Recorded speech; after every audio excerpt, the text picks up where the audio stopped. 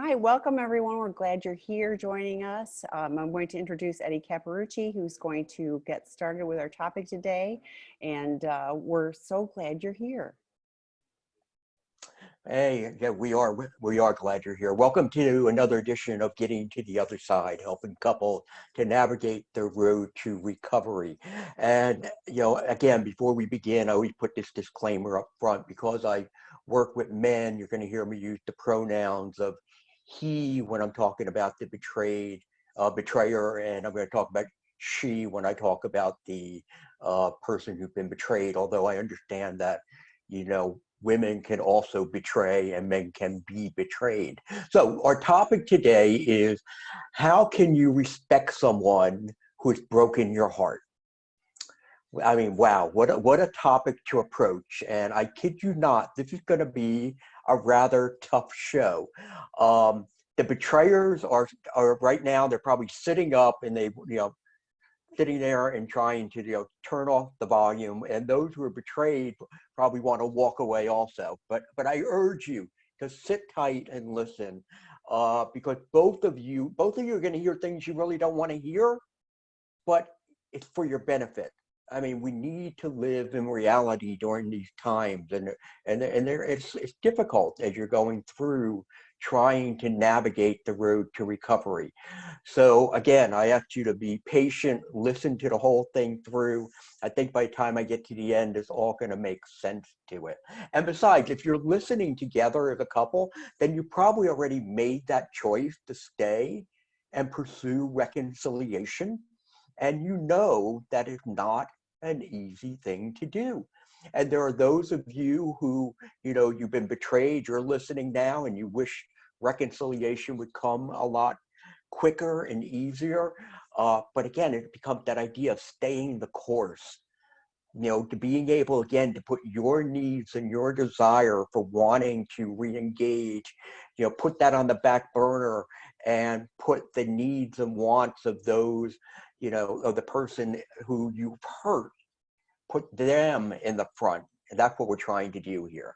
So what is respect? Okay, well, Webster defines respect as a feeling or understanding that someone or something is important, serious, and should be treated in an appropriate way. Ooh, okay, so what did I just say? Did I just say that, a person who's been betrayed, that, what you need to be thinking about is the idea that you have to learn to respect someone, that you're going to feel and understand that that person is important and they're serious and they need to be treated in an appropriate way. I mean, that's difficult. Let's face it, you've been crushed, you've been hurt so deeply. And to think about respecting that person who did that, I mean, that becomes almost, it seems like an impossible task. It's not. It's not. Having done this now for many years, I've seen what happens. I've seen couples who that person who's been betrayed is able to regain a level of respect and show that to their partner. But as we continue, we'll walk through this and I will share with you how that goes. There's a well-known author, her name is Carol McKibben, and she outlined 11 different traits for a respectful person. All right, these are the traits that you should have if you're to gain respect. Well, number one, they're honest and they don't lie. Ooh, I mean, that's a big check mark against us folks who are betrayed, right? We're not honest. We weren't honest. We lied a lot. We deceived, okay? We don't have that sense of integrity. Two, they don't lose their tempers. They scream, they yell, they strike out at others when things don't go their way. Many times those who have betrayed and trying to cover up what they're doing when somebody seems to be getting close to unveiling their secret, they may go down this path and throw this all out in order to sort of circumvent and push aside the person to say, no, no, no, no, look, what you're doing, the road you're going down thinking that I'm doing something wrong is totally false and erroneous. Stop. They're tenacious. They don't give up easy. Oh, that's definitely something for us folks who have betrayed. Are tenacious. We have that addiction, that lust, that need for something. And again, it's all about, the problem is that it's not really about lust. What it's about is emotional distress and emotional pain, but we just don't realize that. Trait number 4, they admit when they're wrong. Now, there you go. How many times, I mean, tell me the truth. I told you the truth. You know, are those all the details? Yes, they're all the details. And then later on, it just drips out little by little by little along the way. And therefore, we're not admitting the fact that we've made mistakes. We're not owning it. They aren't lazy. They strive to get it right. Well, you know, again, in some cases, you may find that in part of those people who have been betrayed. Maybe they're not doing what they need to do to put in their work and their effort to be able to do their recovery. They have their priorities straight. That's number 6, the trait of people who should be respected. Well, again, if you're betraying someone, your priorities are not straight, right? I mean, you're more focused on what your needs are. You may be more focused on an affair partner. You may be more focused on, you know, all the chatting relationship that you developed. It is not anywhere near being that priority of having God, spouse, children work in that type of order. The 7th trait for, again, people who should be respected is to have an inner sense of right and wrong. Now, this one I kind of struggle with. I kind of give for the folks who betrayed, because again, having been there myself at one point, you know, yes, we understand what we're doing is right and wrong. It's wrong. We know that. However, the stranglehold that this addiction takes on us can sometimes lead us down a path where we are just completely disassociated from those thoughts of what's right and wrong. We're just not thinking about it until we come out of it.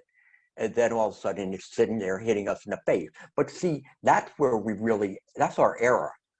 Because see, that's where we had the opportunity at times to say, you know what? Ooh, I need to do something about this.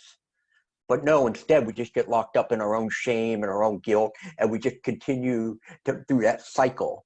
Versus, you know what? I got to end this cycle somewhere. So again, not being able to determine what between right and wrong. The 8th trait, this is one that's going to kind of knock you over, guys. I'm sorry. They tend to be role models for other people. We certainly aren't role models. Definitely weren't role models for our kids. I mean, could you imagine if you know, our kids had known what we were doing in many cases? You know, for me, I wrote a book about it, so they understand what I did. But you know what? That's taking that accountability. But we don't do that. Trait number 9, they're givers. People who betray are not givers, they're takers. They're just taking because they're so inwardly focused, they're so selfish, and they're not looking outward. If we were able to look outward and to see the needs and wants and desires of those around us, then we probably wouldn't have gotten into this mess in the first place. We have 2 more to go. 1, they have high self-esteem. Well, you know, in my work, and I find that this is just the opposite, that most people who struggle with a sexual addiction or pornography addiction have a low sense of self-worth based on a lot of childhood pain points that have been unresolved over time. And then our final is they're loyal. And they're loyal even when it's tough to do so. And loyalty has not been one of our strong suits. So the reason I went through this laundry list here of traits is to demonstrate, you know, for those folks who have betrayed, and I know you hunger to be respected again. I know you hunger to want to be trusted again. But to see that that is very, very difficult. for someone who's been hurt and scarred as your partner has. All these 11 things that have been, these are the traits that we use to determine whether or not we're going to respect someone. And as you just heard me go through those, all 11 of those traits, we just haven't mastered them. We fell short with those. So there's a big obstacle that our partners need to overcome in order to generate, respect for us again. So why is it difficult for her to respect you? Not just the fact that we don't have those traits, we haven't demonstrated those, but really, very importantly, she feels she doesn't know you. And many times when this happens, I mean, and you've heard me say this before, the person who's been betrayed, they feel like their world has been rocked. They've been crushed. And then they start to find out the details and they're like, are you kidding me? How were you able to keep this life so secret from me for so long? And all of a sudden now I find out all this stuff. Who are you? I don't know who you are. And that's why what they do is they'll start grieving the whole marriage. They're not just grieving the fact of the infidelity, whatever it is, whether it's pornography or other indiscretion. They start grieving the whole relationship because now they're starting to question everything because they just never expected this from us. Never. They were completely blindsided by all of it. Another reason it's difficult to respect is because they're afraid, is the recovery real or not? They worry. Are you just going through the motions? Are you just checking off the boxes? Because let's face it, you know what? They can't read your heart. And just like I can't read someone's heart, even as a therapist. But still, the fact of the matter is, are you really looking to change the person you are, the individual you are, or are you just trying to save your relationship? Because if you're just trying to save your relationship, sooner or later, this thing's going to come around and it could bite you in the butt. It happens every time with it. And the last reason for why is it difficult for her to respect you is she's afraid of looking foolish again. That stupid girl syndrome that they all put in their mind about, I can't believe I was duped. I can't believe this was going on underneath my nose. The man who I laid next to every night, that he was doing something like this. And they're just so fearful that that could happen again. So therefore, you really need to have a great deal of patience with the betrayed person during this process. And that's not an easy thing to do also, okay? Because once again, respect, men like us, we understand we've hurt the people who we claim to love. We understand that, but yet we so much desire respect. A wonderful book out there called Love and Respect. Emerson Eggridge wrote that book probably about 15 years ago, and it still is a classic book, talking about the cycle that relationships get into, the troubled cycle that, when a woman doesn't feel love, she stops giving respect. And when a man doesn't feel respected, he stops giving love. And then they wind up in this constant vicious cycle that never ends. So yes, respect is important. As I just outlined for you, respect is also difficult to come back to for that. So, but why should you, if you've been betrayed, why should you try and regain respect? Okay, let me outline some things for you. One, it's going to set you apart from the betrayer. You have an opportunity to take the high road, okay, where we had taken the low road with things. This is giving you a chance to say, you know what, I can approach this differently. And again, that takes work and it takes time. Number two, it removes you from being stuck in the victim position. You know, as a victim, the worldview becomes that for the betrayed is, I've been crushed and therefore I have the right to abuse and take revenge upon my betrayer. Well, no, you don't. You don't have that right. You may feel that you have that right. And I understand why you would feel that. Because again, like I said, your world's been rocked. You're feeling an intensity of pain and trauma that you probably maybe never felt in your life. So I could understand why you would feel that way. But in reality is, no, you don't have the right to crush somebody else because they crushed you, okay? There's a different way, and we'll get to that if we move through this, a different process that we can take to being able to do this. Now, don't take me wrong. Don't think that I'm saying, well, you shouldn't get angry. You shouldn't be upset. No, that's part of the grieving process. Anger is part of that. Okay? It becomes the question of, and we see this in scripture, and I'm going to get religious on you today. I'm sorry, but that's what's going to happen. It's what do you do with your anger? How do you manage that anger? And can you show righteous anger? And that's what this is righteous anger. But can you do it in a way to still have more of a Christ-like approach to all of it? Pia Mellody, she's again a very famous author, and she's written many really excellent books, including The Intimacy Factor. And she is a very strong advocate for those who have been betrayed to break free of the victim mentality thinking. Okay, I've seen women in the victim position, and and it breaks my heart. It breaks my heart, and you know why?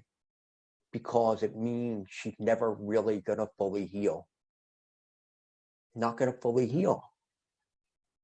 And the fact that yes, somebody took your trust and just as I said before, crushed it. But that shouldn't crush your life. There's still life to be lived. And that's important. And that's why we have to pick up the pieces and we have to move on. And that is whether we move on with the person who hurt us or we move on our own because there's just too much water under that bridge. But yet we still have to be able to go on and live. See, what's the next reason for why you should do this? Because your marriage is never going to heal if you don't take this step. And actually what you're doing, you're moving further and further away from emotional connection.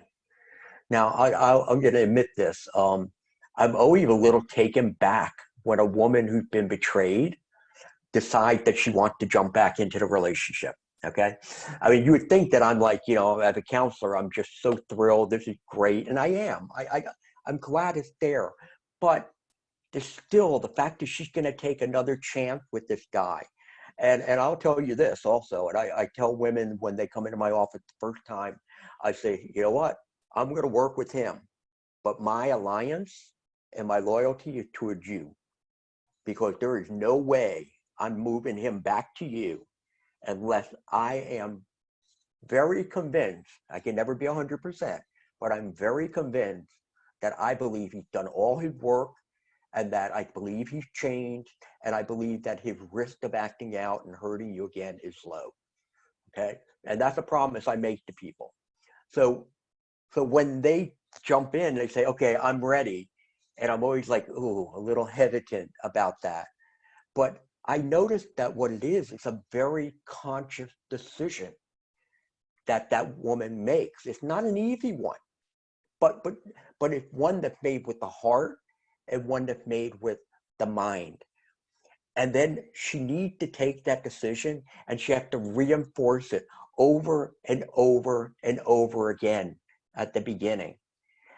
But I will tell you, those women that I've seen this happen, I've seen it happen a lot, you wind up having amazing marriages. They wind up reconnecting in a way that they seem more youthful and more alive. They're experiencing life to the fullest because they are now emotionally connecting. Their communication is better than ever. But it's taken that person who's been betrayed, taking them to have the courage to be able to say, I will take a chance again. And when you take that chance, when you say, I'm going to take that chance, then that means you got to go through and begin the process of putting that into place. So how do you do this? How do you regain respect for someone who broke your heart? Well, I have 5 points I want to cover off on that. Now, remember, what I'm about to discuss right here, if for those who've been betrayed, who've been doing their recovery work, all right? So if your D-Day was just a couple weeks ago or even 3 months ago, you know, this may be way too early for you at this point, okay? But you're gonna have to decide for yourself. So as I said to you before, I'm gonna get a little spiritual with you because I really believe for those who've been betrayed, you need all the help you can get when it comes to forgiveness and it comes to respecting those who have betrayed you. Now, and if you're not spiritual, I still think the points that are here can be applied. You can use them in a way. So number one, go back to what I said before. You need to decide what kind of life do you want to live? Do you want to continue to live in this life where, again, you are more of in a victim position, that you have no trust, that you are just going to mourn for the rest of your life? Or do you want to take a life and try to live the fullest from it? Now, as I said before, that may be not with your partner, but you have to make that decision. What kind of life do I want to live? Because I know this, I know this for certainty. None of you want to stay where you are now. None of you. And I don't blame you. But you get to a point where it's like, I don't know how to move. And the reason you don't know how to move is because you're so paralyzed with fear. And it goes back to those points I mentioned before. Is his recovery real? Is it going to last? Am I going to look foolish again? And that's when you have to say, hey, you know what? This is what I brought up, if you remember, I think in the last episode about honesty. You can't determine that if you're on the sideline. You got to get back in the game. And that's when you have to take a chance. And sometimes you have to turn that over to God to say, hey, help me here. I'm going to put my marriage and my life in your hands. Second thing you do, a gratitude list. Let's face it, he can't be all that bad, all right? He just can't be. So sitting down, what are the things I'm grateful for? What are the things that I could respect him for? You know, maybe he's really good at taking out the garbage. Put it on the list. Maybe he takes a shower every day. Put it on the list. If he doesn't take a shower every day, then I think you really have to reevaluate everything going on here right now, okay? That being said. But what are those things that I can, you know, look at? Maybe he's a wonderful father. Maybe he's a great provider, okay? Yes, those things aren't enough. We go back to those 11 traits that I talked about. Those are what we're really looking for ultimately. But what can you respect him for? And then with that gratitude list, it is looking at it every day, spending time with it. So that, again, we start that change of a mindset. And that's number 3, is starting to work on a new mindset. That we're going to look at our life, we're going to look at the marriage, we're going to look at him from a different perspective. Now, for you who betrayed, don't expect this if your partner has not seen change. And I don't mean change just in the idea of, oh, I'm not acting out anymore. And we've talked about this, okay? Just acting out, not acting out anymore is not enough. It's not good enough. What they need to see is that there's a change of the heart, They need to see that many other problems, such as, I can't really connect with you emotionally, that I am too much in my own head and I don't see what everybody else around me needs. All those kind of things need to change. And if you're not doing that, then do not be expecting them to be able to develop this new mindset. But I go to Galatians 5:16-17 to look at what that mindset should be. And what that verse says, so I say, walk by the Spirit, and you will not gratify the desires of the flesh. For the flesh desires are contrary to the Spirit, and the Spirit, what is contrary to the flesh. They are in conflict with each other, so that you are not to do whatever you want. And for those of you who have betrayed, we need to be moving out of living in the world, and move to become more spiritual beings, by being more loving, caring, kind, considerate, compassionate. And for those of us, or those of you who have been betrayed, it is the same thing, because the world's going to tell you, you deserve a pound of flesh. The world's going to tell you, you should make his life hell. The world should tell you, don't let up. But then, what kind of life is that? Go back to point number one. Are you really living? We lived in the Spirit. I learned to forgive. I learned to do something such as give respect, even though, oh my gosh, it's the last thing in the world I want to do. But I learned how to do that. Okay? We're supposed to be spiritual creatures. That's what we're supposed to be. And we continue with Galatians 5, and we look at 22-25. But the fruit of the Spirit, this is where we're supposed to be living, the fruit of the Spirit, what I'm about to say now.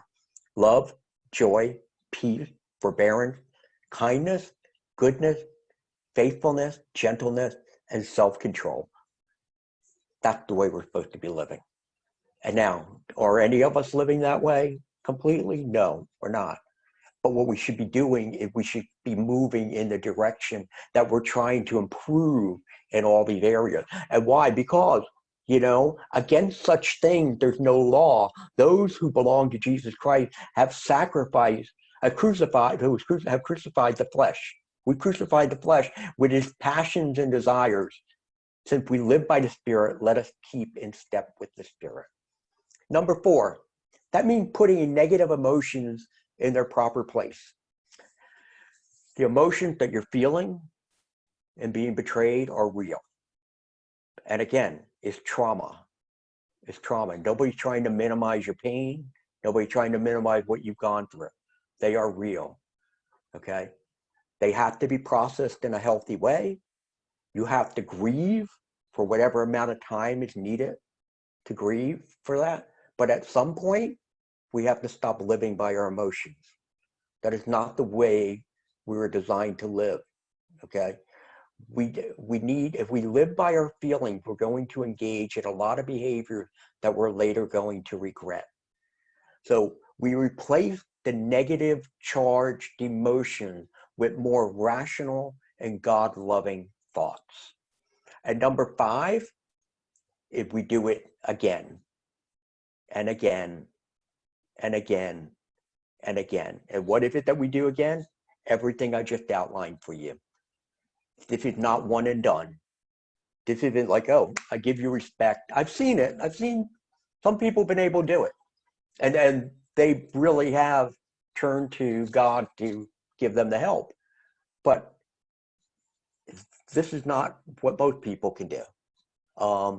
It's something you have to train yourself over, and you may have to go every day and ask God for the help that you need to be able to be respectful. We talk about, again, with scripture, that bless those who persecute you. Can you imagine that? Bless those who persecute you. Don't curse them. Pray that God will bless them. Be happy with those who are happy and weep with those who weep. Live in harmony with each other. Don't be too proud to enjoy the company of ordinary people. And don't think you know it all. Never pay back evil with more evil. Do things in such a way that everyone can see you're honorable. Do all that you can to live in peace with everyone. Dear friends, never take revenge. Leave that to the righteous anger of God. For the scriptures say, I will take revenge. I will pay them back, he says. Instead, if your enemies are hungry, feed them. If they're thirsty, give them something to drink. And in doing this, you will reap burning coals of shame upon their head. Don't let evil conquer you, but conquer evil by doing good. That's from Romans 12, 14 to 21. Romans 12 is like my favorite chapter of scripture when it talks about what should be the righteous life that we should be living at.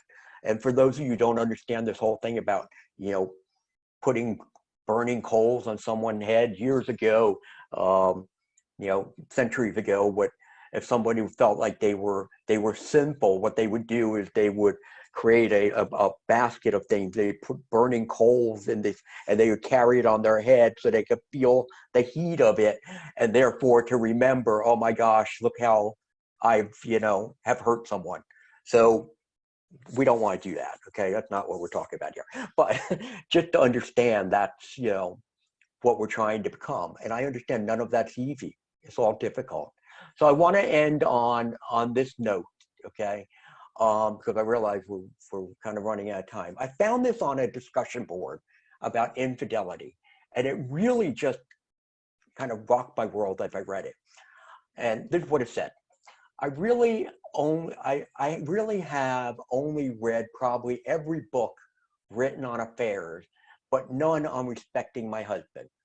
I didn't want to read that. In fact, he didn't deserve that, and it made me very angry.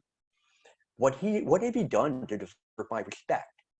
He has done nothing. He has done everything humanly possible to right his wrong. Now she's talking about what has happened, right? He's done what he's been doing with his recovery. He's done everything humanly possible to right his wrong, with perhaps a few misdeeds thrown in. He has stayed for the long haul in dealing with my anger, my sadness, my craziness. He had put himself last in everything he does. He drops everything when I need to talk. He says he is sorry still to this day. He comes home, every weekend and says, how can I make, this the best weekend for you ever? He gives up doing things that I know he enjoys because he'd rather be with me. He is different. But remember what she said before. She said, but he doesn't really deserve that respect because of what he did. But this is what she did. So I switched my thinking to become more receptive once again, that I need to love him and respect him and to trust him again. And that's what we're talking about. What we're saying today is not easy, but it is doable. And as I said, I've seen it happen numerous times where people have gotten their life back together. But when it comes to putting aside that pain, renewing your mind, focusing on thoughts that are loving and forgiving, it may be something that you need to do again and again and again. So anyway, Tammy, if anyone's still listening, that's all I got for you today. You were right. It's a big topic, and it's challenging because, like, what you were just reading was someone going, he doesn't deserve my respect. But I also get the catch-22 is if there isn't respect, there isn't love. And so you're in the constant drama. I'm a big fan of the Cartman drama triangle, and people getting into these positions and then just repeating, the cycle over and over again. And, and then going like, I'm not happy where I'm at, but I don't know how to get off this, Right.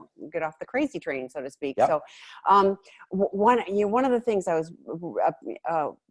was so paying attention with and for those of you joining us, I did type all of in the briefest of forms of the traits into the chat. So you should be able to copy and paste them out. I also put Carol McGibbon, which is the author. So you should be able to look her information up, on online too, but, so they have that. but you know, I was thinking, first of all, like I was noticing for myself that this is what the 12-step program taught me to do, like to be able to do all of these things. So I was really grateful for that. But I was thinking, you know, trait number 6, you know, have their priorities straight. You know, we as addicts so don't have our priorities straight, and it's all about me, and really in addiction, it's about, you know, it's the priority is the addiction. So it isn't even just me, it's the priority is the addiction and continuing to use that. And then I was thinking about, you know, 7 and how tied those two are. They have an inner sense of right and wrong, you know, because, you know, in addiction, you so have to compartmentalize, because if you know, like, you know, right and wrong, you have those things out there, but you also, like, that would keep you from doing your priority, which is addiction. So yeah, absolutely. So like, you know, it's one of those things where, you know, it's such a gift, but it's a Let me, process. if I could Sure. jump in here, Yeah, like please. toward the end of my acting out, I remember vividly, I was in a scenario and all of a sudden it came on me. Oh my gosh, I should not be here. This is not right. This is wrong. And I left. And that became that gateway for me that helped me to say, all right, you know what? I need the help. See, I came out of that dissociated state and I came back to reality in the middle of this. And I just had to depart from it, because now it became so overwhelming for me with the shame and the guilt of what I was experiencing. But I didn't let it take me back into the cycle. This time I exited the cycle. But that's the key, is because that's one of those pivotal moments, which for you it was, you know, and I had my own pivotal moment, but it's like the pain and the shame and everything else is exactly what we use the addiction for. So it's really easy to go, whoops, don't want to think about that, and go right back to what we were doing. So you know, but I was thinking, you know, with the promises and the 12 steps, you will intuitively know how to handle situations which used to baffle you. Right. And like, that's what this is. What, you know, what you're talking about is like, you know, I do now have the tools. I do know my inner right and wrong. You know, I can do all of those things. So for those of you, in early recovery, or that are a partner of someone with early recovery, you know, hopefully you start seeing the little moments where you go, well, that's different. But you know, please hang in there, because you know, we're living proof that, you know, you can change and you can, you know, become a respectful person. Right. Well, a lot of questions. Yes, but I want to, you know, Go ahead. the looking foolish, and somebody commented on that in the question. They said, exactly, I feel like a huge fool. I hear that all the time, and it's very hard for partners to not take that personally, and, you know, go, how, you know, I was played the fool, you know. And so if you can go back to it isn't you, it's the addiction, it's the other person, but that's really hard, and it's part of what Eddie was talking about with grieving. It also go back to feelings. You feel like a fool, but in reality, you're not a fool. Okay, you've been betrayed. Right. And I understand that this becomes the idea of, how do you reframe things? How do you think about things differently? And it's like, you know what? Okay, maybe I was a little naive in a way, or maybe I didn't see signs that I could have, but maybe you did it. Most people can really do a great job of hiding all of this. But the thing is this, you're not, you know, foolish. It's just that you feel that way. You need to start to begin the process of changing that mindset. So I'm going to start reading questions. Okay.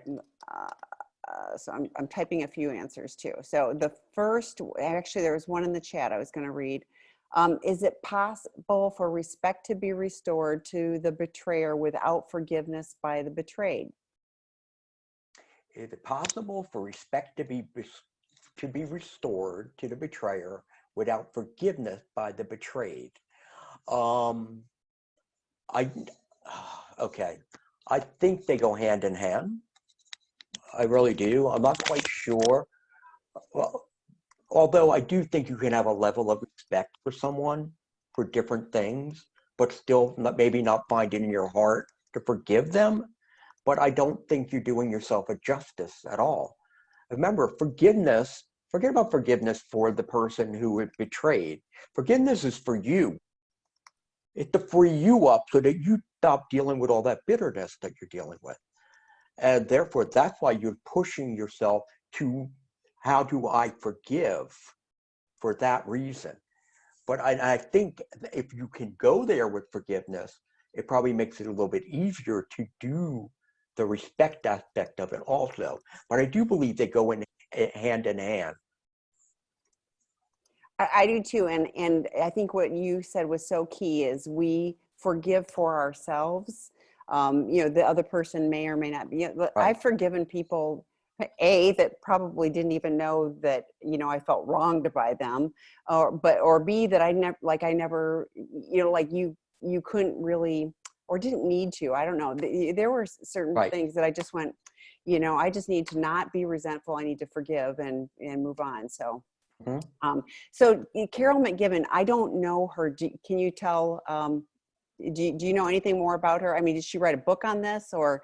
She's written several books. Okay, So yeah, but yeah, you go have people go Google her and they'll see what it is. okay. So wow, this is exactly what I'm trying to figure out, but he is very angry now because I kicked him out. So he says it's over, wants to be my friend, but loves me. And when I go away for a few days, he seeks me out. So I do not know what I am doing. So glad you're here and we'll listen now. But that's like, you are what Eddie was talking about in very early stages with all of this. These concepts are great and something to strive for, but you're in the thick of things right now. And honestly, I hope he gets qualified help, because otherwise, our best thinking got us into the trouble that we got into. So we need outside help to do things differently. So, yes, world rocked and crushed. Betrayal is horrible. Absolutely. So in response to how the betrayed is supposed to heal, one, I'm already on the high road. I'm already not cheated. I don't need to take another higher road in order to show him I'm better than he is.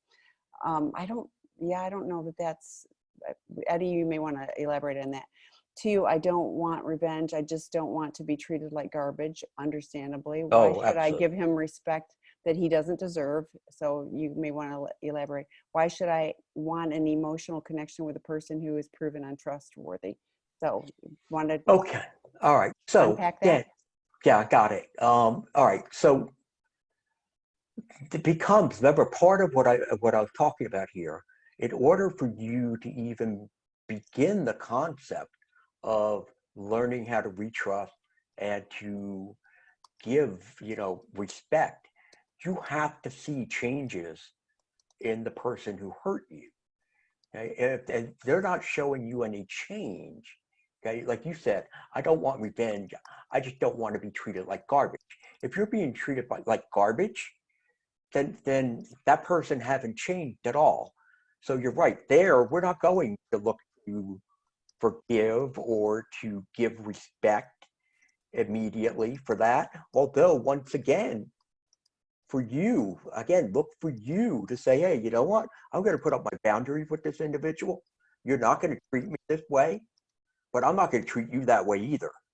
Okay, I'm not going to treat you that way. And that's what I mean by the high road. I'm just going to be the one, I'm going to go scoot down to your level with that. So therefore, you could still give a level of respect. You could still say, all right, you know what, but I'm going to keep you at a distance. So that's what you have to do. You need to see the change from the person who's done the hurt before you can really get into a lot of what we're talking about today. Okay. In a no contact situation, what advice do you have for the betrayer to demonstrate authentic and lasting change to the betrayed? That is a difficult situation, okay? Um, What I'll tell you, one thing I've told people to do is sit down and start writing a letter every day. Every day, take 10, 15 minutes and start writing a letter Are you about talking about the betrayer writing in the the letter? betrayer. Okay. Yes, All the right. Thank betrayer you. writing a letter about this is what I'm learning. This is how I believe I've changed. This is what's different in my life. Just constantly putting something down on paper, talking about your remorse, talking about how you're seeing things different, you're enjoying life more. It's like you could see that you were stuck in darkness, but now you're in light. Sharing what goes on, because at some point, separation has to come to some sort of final, resolution. Either we're going to be divorced, or we're going to try to see if we can bring it together. So while that's happening, you're putting all your thoughts and ideas on paper, and that may be something that you'll be able to present to them in the future. If you have older children, and you're with those kids, it's through your actions, not sitting there begging them to go and talk to mom and tell them that how much I changed or whatever, but them seeing your remorse, seeing your action, you talking about what you're doing, and maybe it filters its way back. Okay. But again, the idea of patience is really a key attribute that you need in this circumstance. Yeah, that is a really tough, because you want to see change and you can't see it if, there is no contact. So the next one, roles have switched. He is now resisting me, and I am like, wait, you're the one who screwed up this relationship. So the roles have switched. He's now resisting me.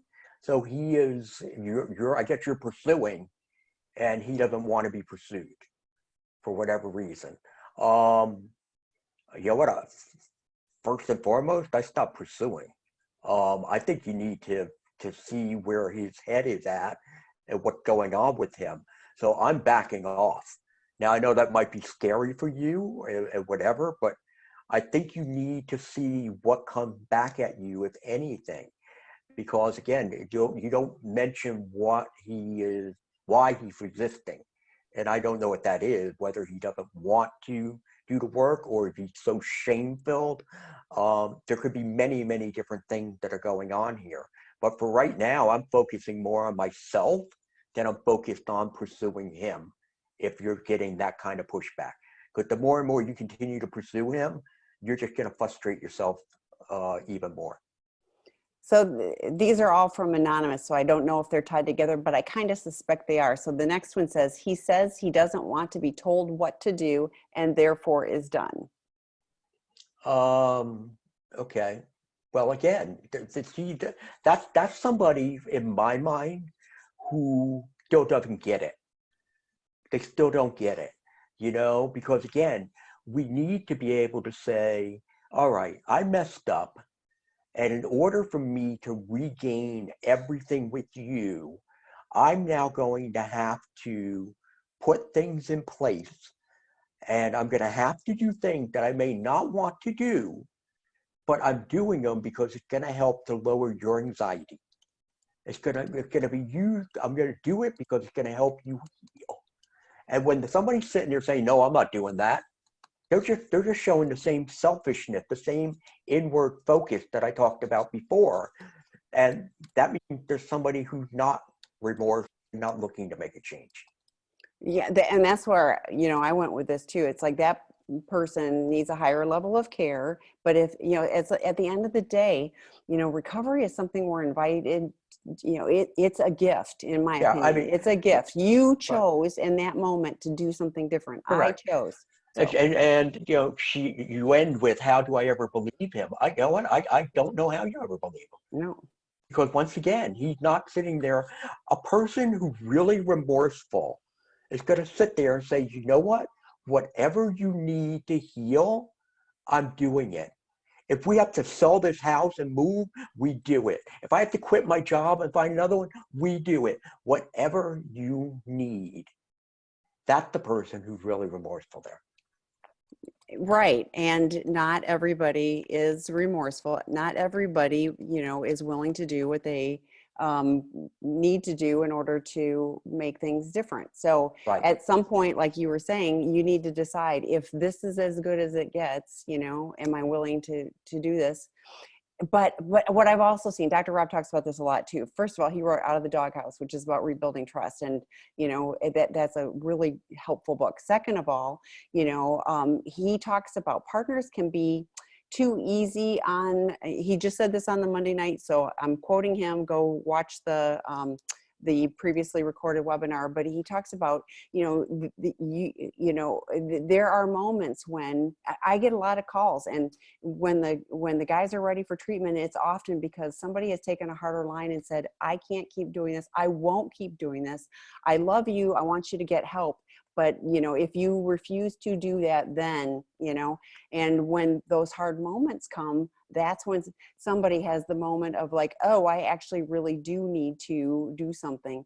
Denial is all part of this addiction. So we're going to blame shift. We're going to, continue to do whatever we need to do to keep doing our addiction. So, okay, next question. I feel like respect is similar to trust. After this type of betrayal, it's earned. I can't imagine having respect for my husband as long as he's not showing strong recovery efforts. Absolutely. As long as he's still pointing at me for why he was pushed into discomfort and then chose to betray. Oh, so yeah, don't accept that, please. I have no respect for him. Yeah, the day he owns it fully and is able to truly see me as a person that was responding naturally and expected to his gaslighting and rejection, that is the day he will start to earn my respect. Lori, you are absolutely right. He doesn't deserve the respect right here. Okay. Now, again, we go back to, all right, so how am I going to engage him? Again, a man who's sitting here and saying, what he's saying is, I'm not recognizing your pain, and I'm not putting your pain above everything else that I'm going through. So with that, for me, it is the way I engage him is I will be courteous and I will be respectful in the way I treat him, because I just don't want to, again, I don't need to get nasty. I don't need to get upset. I don't need to go there. All right, I'm just going to stay here again on that high road, but he's still a dangerous guy. He is not safe. He is not safe. And there are, let's face it, there are some people who are betrayed who just never get it. They're just never going to get it. They're not going to change, and they're just always going to be inwardly focused, and they're going to be selfish. And that's unfortunate. And I'm sorry, and I hope it does change for you. But I think you're absolutely right. If you're being gaslit, and right now, no, you can't be going there. Well, she adds, I can respect that he had a brutal childhood and is broken and hurt and did not know how to tolerate his or my emotions, but I can't respect him as an adult until he earns it back. I used to really respect him. Does this sound reasonable? He has to do the work. He has to go do the work. Tell him go get my book. Okay? Well, actually, tell them to come to Seeking Integrity Los Angeles. Oh, that's true, like all the yes. all that broken stuff underneath. That's what we address. It's like we stop the behavior, but we really are addressing all the broken. And the guys that come through the program have a life-changing experience. And I think more importantly, when their spouses call and say, this has been life-changing, that means they took it home and are noticeably different. It isn't a miracle cure. We don't fix everything in 14 days, but we sure give a foundation on which to build. And when there's that kind of stuff going on, that can take a really long time of intense, weekly individual and group therapy and all of that, in lots of 12-step and all of that. You can get there, but gosh, taking a 14-day time and really being cocooned and focusing on that, changes things in a more rapid trajectory. Yeah, see, Lori, I think also the idea that the way you set that up and what you're just talking about, just looking for it here one more time. Here, that how I can't, you can't respect him right now because, again, what you're describing to me is that you have empathy for his childhood. Okay, you have empathy. You realize brokenness, which is wonderful. But there's another part of empathy. That is, what are you going to do about your brokenness? Okay. I can recognize you're broken, and I can even give grace for some of it. But what are you going to do to change? And if he's not going to do anything to change, okay, you don't lose that empathy, but you don't throw yourself deeper into the relationship. Okay. So the next question is, he is using porn, initially said, I was making too much of it until it became too much. He stopped wanting to be with me. And then when he was, it seemed like it was a task for him. And then one time I caught him right after using the porn. I feel it made me feel inadequate, like I'm not satisfying him. How do I deal with that? Well, first and foremost, it really has nothing to do with you. I know, I understand you feel that way, but you got to look at what reality is.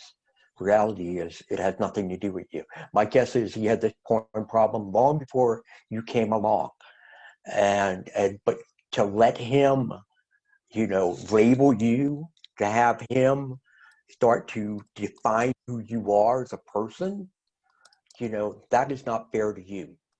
This is his problem and it's his issue.